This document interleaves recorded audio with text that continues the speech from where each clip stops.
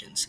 So for Broca aphasia, it consists of three things. So first one, damage to the brain speech to production center. So Broca's area, which is left frontal lobe, is responsible for planning, organizing, and executing speech movement. When it's damaged, the brain loses the ability to translate throughout into fluent speech. Like I said, the example of the Pepsi.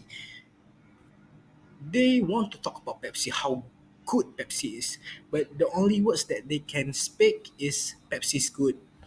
If I change the example, they want to go to a barber, but the only words that they can say go barber because they're having a problems to speak the sentence full sentence that they want to speak. So number two is impaired speech motor planning. So the brain's motor planning system for speech, which is Broca area and motor cortex, become disrupted. So the correct sequence of movement for the lips, tongue, and vocal cord can be coordinated smoothly. Like I said, in the Broca's area and motor cortex is the things that they are meant together. But when Broca aphasia, it separated. So when Broca's area having problems, so it will affect motor cortex and the language that will be produced become more problems because motor cortex is a place that controlling the muscles. Alright, so number three is disrupted sentence and grammar formations.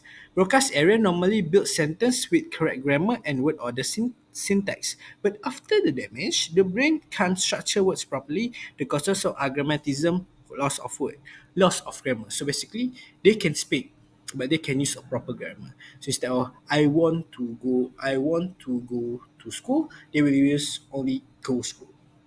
As simple as that. The speech functions within Broca aphasia. So the last one for speech function and learning aphasia consists of three things as well. So which is the first one is damage to the brain's language comprehensions and meaning center. So basically, Wernicke's area in the left posterior temporal lobe is responsible for understanding language and connecting sounds to meaning.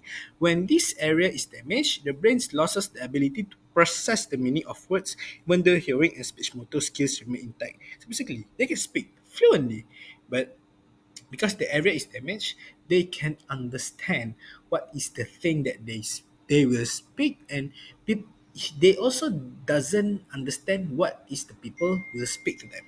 So number two is fluent but disorganized speech. So basically, because Broca area and the speech motor system are still active.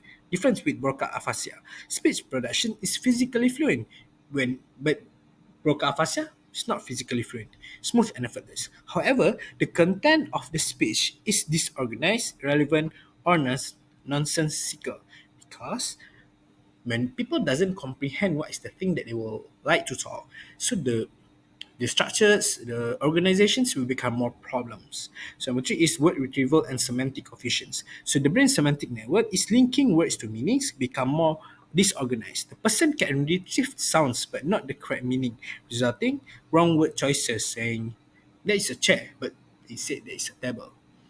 So this is the problem that having with people having Wernicke aphasia. So as a conclusions, Wernicke aphasia is a problem that you understand, but you didn't understand. Sorry, you didn't understand, but you can speak fluently.